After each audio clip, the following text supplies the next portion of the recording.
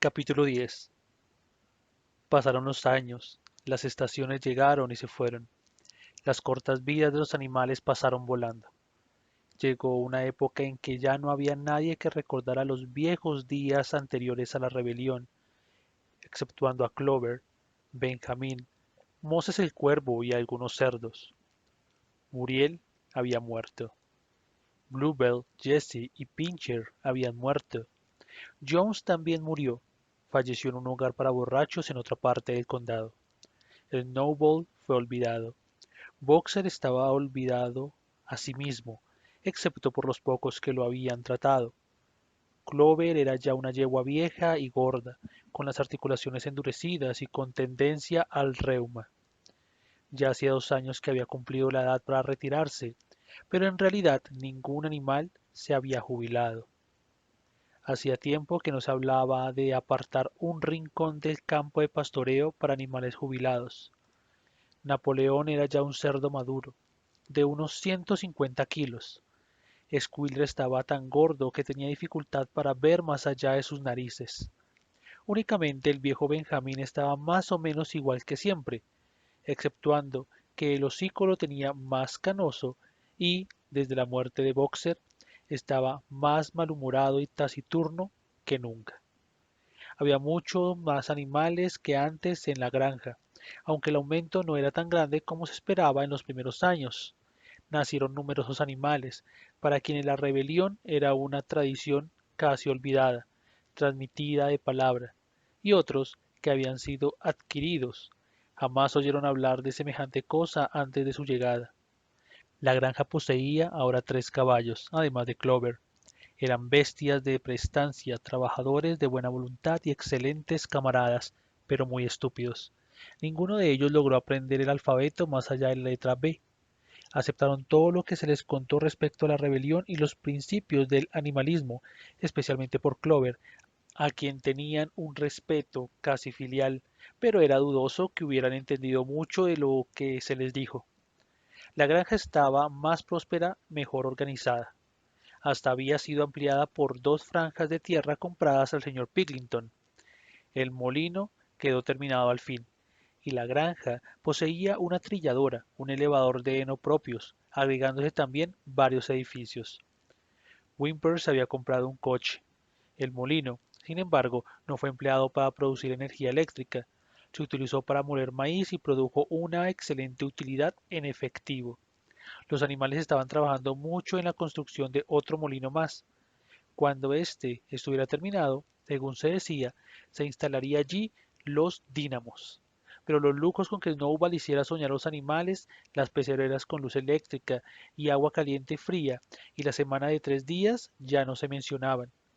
Napoleón había censurado estas ideas por considerarlas contrarias al espíritu del animalismo. La verdadera felicidad, dijo, consistía en trabajar mucho y vivir frugalmente. De algún modo parecía como si la granja se hubiera enriquecido sin enriquecer a los animales mismos, exceptuando naturalmente los cerdos y los perros. Tal vez eso se debiera en parte a que habían tantos cerdos y tantos perros. No era que esos animales no trabajaran a su manera.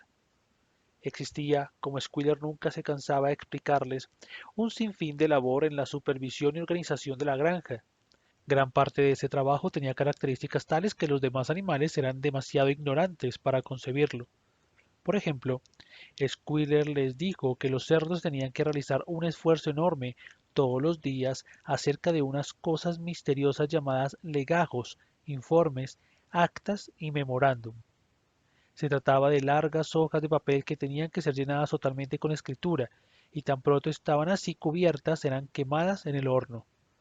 Esto era de suma importancia para el bienestar de la granja, señaló Squealer, pero de cualquier manera, ni los cerdos ni los perros producían nada comible mediante su propio trabajo. Había muchos de ellos, y siempre tenían buen apetito. En cuanto a los otros, su vida, por lo que ellos sabían, era lo que fue siempre. Generalmente tenían hambre, dormían sobre paja, bebían de la laguna, trabajaban en el campo. En invierno sufrían los efectos del frío y en verano de las moscas. A veces los más viejos entre ellos esforzaban sus turbias memorias y trataban de determinar si en los primeros días de la rebelión, cuando la expulsión de Jones aún era reciente, las cosas fueron mejor o peor que ahora. No alcanzaban a recordar. No había con qué comparar su vida presente, no tenían en qué basarse, exceptuando las listas de cifras de Squealer que, invariablemente, demostraban que todo mejoraba más y más. Los animales no encontraron solución al problema. De cualquier forma, tenían ahora poco tiempo para especular con estas cosas. Únicamente el viejo Benjamín manifestaba recordar cada detalle de su larga vida y saber que las cosas nunca fueron, ni podrían ser, mucho mejor o mucho peor. El hambre, la opresión y el desengaño eran, así dijo él, la ley interminable de la vida. Y sin embargo, los animales nunca abandonaron sus esperanzas.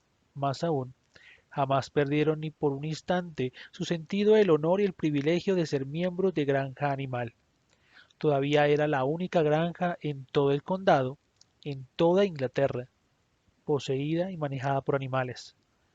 Ninguno, ni el más joven, ni siquiera los recién llegados, traídos desde granjas a 10 o 20 millas de distancia, jamás dejó de maravillarse de ello. Y cuando sentían tronar la escopeta y veían la bandera verde ondeando al tope del mástil, sus corazones se hinchaban de orgullo inagotable.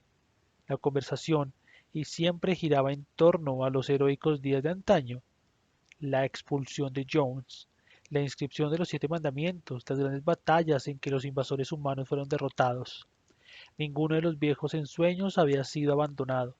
La república de los animales que mayor pronosticaba, cuando los campos verdes de Inglaterra no fueran hollados por pies humanos, todavía era una creencia.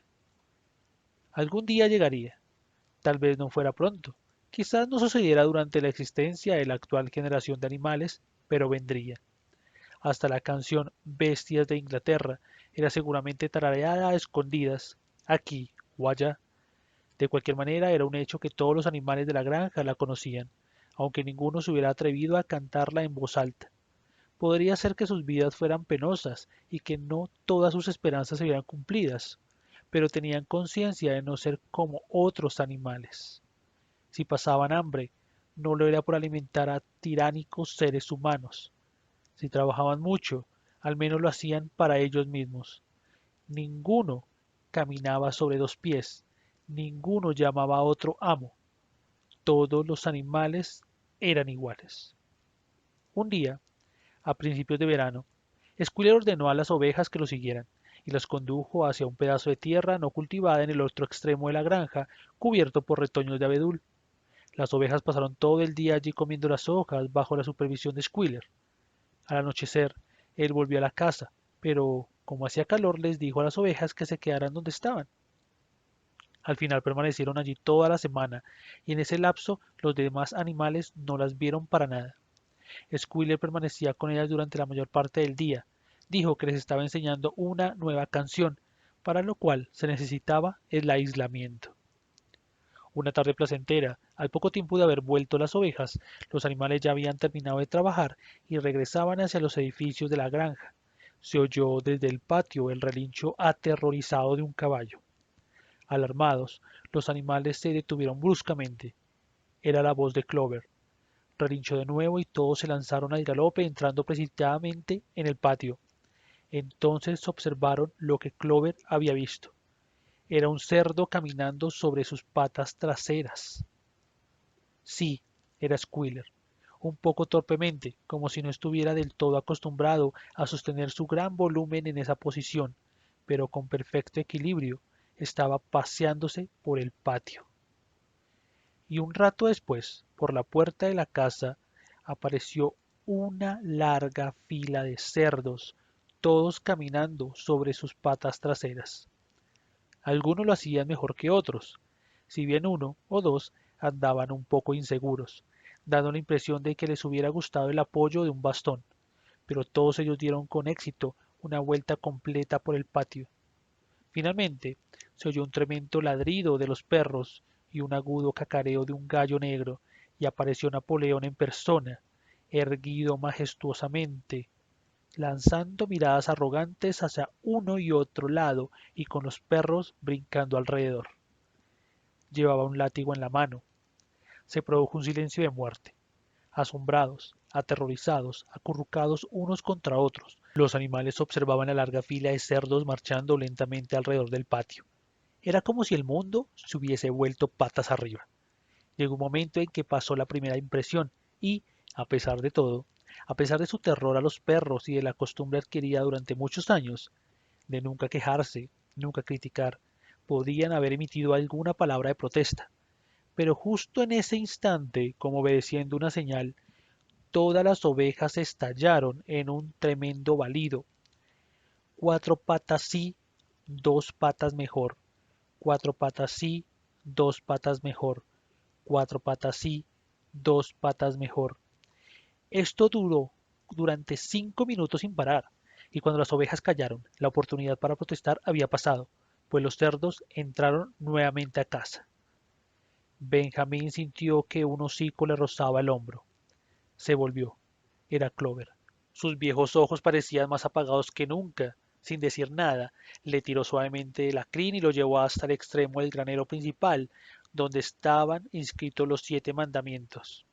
Durante un minuto o dos estuvieron mirando la pared alquitranada con sus blancas letras. La vista me está fallando, dijo ella finalmente. Ni aun cuando era joven podía leer lo que estaba ahí escrito, pero me parece que esa pared está cambiada. Están igual que antes los 7 mandamientos, Benjamín. Por primera vez Benjamín consintió en quebrar su costumbre y leyó lo que estaba escrito en el muro. Allí no había nada, excepto un solo mandamiento. Este decía: todos los animales son iguales, pero algunos son más iguales que otros. Después de eso, no resultó extraño que al día siguiente los cerdos que estaban supervisando el trabajo de la granja llevaran todos látigo en mano. No les pareció raro enterarse de que los cerdos habían comprado una radio, estaban gestionando la instalación de un teléfono y se habían suscrito a John Bull, Tidbits y al Daily Mirror. No les resultó extraño cuando vieron a Napoleón paseando por el jardín de la casa con una pipa en la boca. No, ni siquiera cuando los cerdos sacaron la ropa del señor Jones de los roperos y se la pusieron. Napoleón apareció con una chaqueta negra, pantalones y polainas de cuero, mientras que su favorita lucía el vestido de seda de la señora Jones, acostumbrada a usar los domingos. Una semana después, por la tarde, cierto número de coches llegó a la granja. Una delegación de granjeros vecinos había sido invitada para realizar una inspección. Recorrieron la granja y expresaron gran admiración por todo lo que vieron, especialmente el molino. Los animales estaban encardando el campo de nabos. Trabajaban casi sin despegar las caras del suelo y sin saber si debían temer más a los cerdos o a los visitantes humanos. Esa noche se escucharon fuertes carcajadas y canciones desde la casa. El sonido de las voces entremezcladas despertó repentinamente la curiosidad de los animales. ¿Qué podía estar sucediendo allí, ahora que, por primera vez, los animales y seres humanos estaban reunidos en igualdad de condiciones? De común acuerdo se arrastraron en el mayor silencio hasta el jardín de la casa. En la entrada se detuvieron, un poco asustados, pero Clover avanzó resueltamente y los demás la siguieron. Fueron de puntillas hasta la casa y los animales de mayor estatura espiaron por la ventana del comedor. Allí, alrededor de una larga mesa, estaban sentados media docena de granjeros y media docena de cerdos más eminentes, ocupando Napoleón el sitial de honor en la cabecera. Los cerdos parecían encontrarse en las sillas completamente a sus anchas. El grupo estaba jugando una partida de naipes, pero había dejado el juego un momento, sin duda para brindar. Una jarra grande estaba pasando de mano en mano y los vasos se llenaban de cerveza una y otra vez. El señor Pilkington de Foxwood se puso en pie, con un vaso en la mano. Dentro de un instante expresó: iba a solicitar un brindis a los presentes, pero previamente se consideraba obligado a decir unas palabras. Era para él motivo de gran satisfacción, dijo, y estaba seguro que también para todos los asistentes, comprobar que un largo periodo de desconfianza y desaveniencia llegaba a su fin. Hubo un tiempo No es que él o cualquiera de los presentes compartieron tales sentimientos, pero hubo un tiempo en que los respetables propietarios de granja animal fueron considerados. Él no iría con hostilidad, sino con cierta dosis de recelo por sus vecinos humanos. Se produjeron incidentes infortunados. Eran corrientes las ideas equivocadas. Se creyó que la existencia de una granja poseída y manejada por cerdos era en cierto modo anormal y que podía tener un efecto perturbador en el vecindario. Demasiados granjeros supusieron, sin la debida investigación, que en dicha granja prevalecía un espíritu de libertinaje e indisciplina.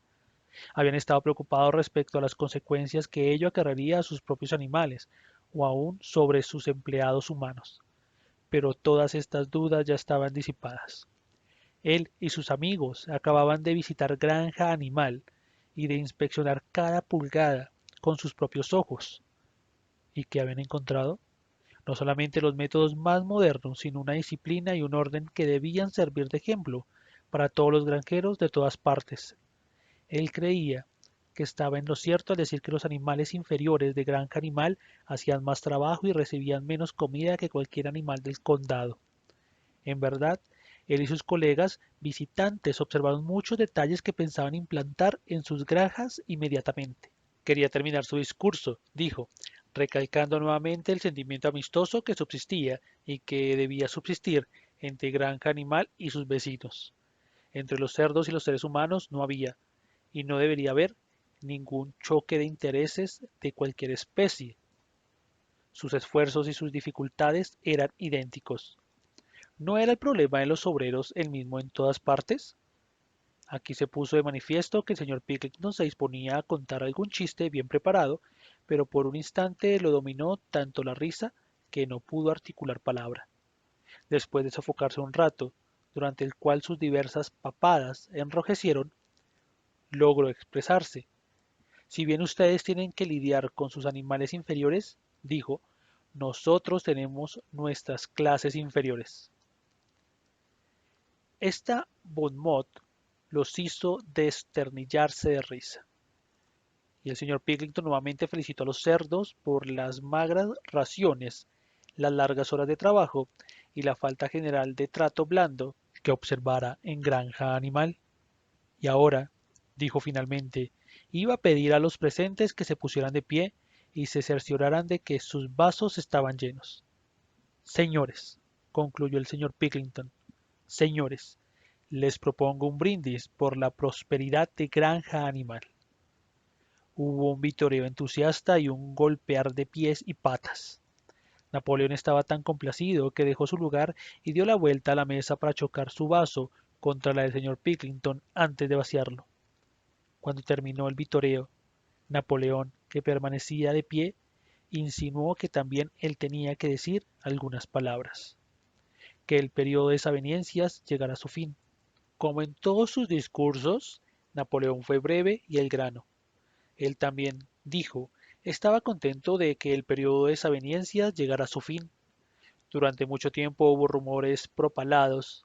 Él tenía motivos para creer que por algún enemigo maligno, de que existía algún subversivo y hasta revolucionario entre su punto de vista y el de sus colegas. Se les atribuyó la intención de fomentar la rebelión entre los animales de las granjas vecinas. Nada podía estar más lejos de la verdad. Su único deseo, ahora y en el pasado, era vivir en paz y mantener relaciones normales con sus vecinos. Esta granja que él tenía el honor de controlar, agregó, era una empresa cooperativa. Los títulos de propiedad que estaban en su poder pertenecían a todos los cerdos en conjunto. Él no creía, dijo, que aún quedaran rastros de las viejas sospechas, pero se acababan de introducir ciertos cambios en la rutina de la granja que tendrían el efecto de promover aún más la confianza. Hasta entonces los animales de la granja tenían una costumbre algo tonta de dirigirse unos a otros como camarada. Eso iba a ser suprimido. También existía una modalidad muy rara, cuyo origen era desconocido, la de desfilar todos los domingos por la mañana ante el cráneo de un cerdo clavado en un poste del jardín. Eso también iba a ser eliminado. Y el cráneo ya fue enterrado. Sus visitantes habían observado Asimismo, la bandera verde que ondeaba al tope del mástil. En ese caso, seguramente notaron que el asta y la pezuña blanca con que estaba marcada anteriormente fueron eliminados. En adelante, sería simplemente una bandera verde.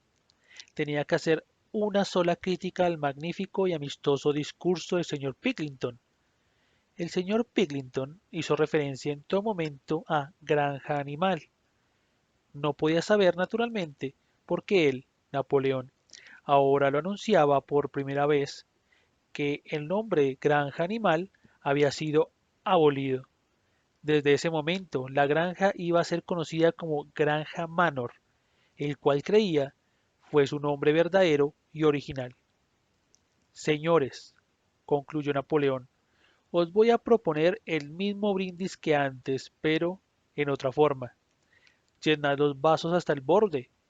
Señores, este es mi brindis por la prosperidad de Granja Manor. Se repitió el mismo cordial vitoreo de antes y los vasos fueron vaciados de un trago. Pero a los animales que desde fuera observaban la escena les pareció que algo raro estaba ocurriendo. ¿Qué era lo que se había alterado en los rostros de los cerdos? Los viejos y apagados ojos de Clover pasaron rápida y alternativamente de un rostro a otro. Algunos tenían 5 papadas, otros tenían 4, aquellos tenían 3. Pero, ¿qué era lo que parecía diluirse y transformarse? Luego, finalizados los aplausos, los concurrentes tomaron nuevamente los naipes y continuaron la partida interrumpida, alejándose los animales en silencio. Pero no habían dado 20 pasos cuando se pararon bruscamente. Un alboroto de voces venía desde la casa. Corrieron de vuelta y miraron nuevamente por la ventana. Sí, se estaba desarrollando una violenta discusión. Gritos, golpes sobre la mesa, miradas penetrantes y desconfiadas, negativas, furiosas. El origen del conflicto parecía ser que tanto Napoleón como el señor Picklington habían jugado simultáneamente un as de espada cada uno. 12 voces estaban gritando enfurecidas y eran todas iguales. No existía duda de lo que sucediera a las caras de los cerdos. Los animales de afuera miraron del cerdo al hombre y del hombre al cerdo, y nuevamente del cerdo al hombre, pero ya era casi imposible discernir quién era quién.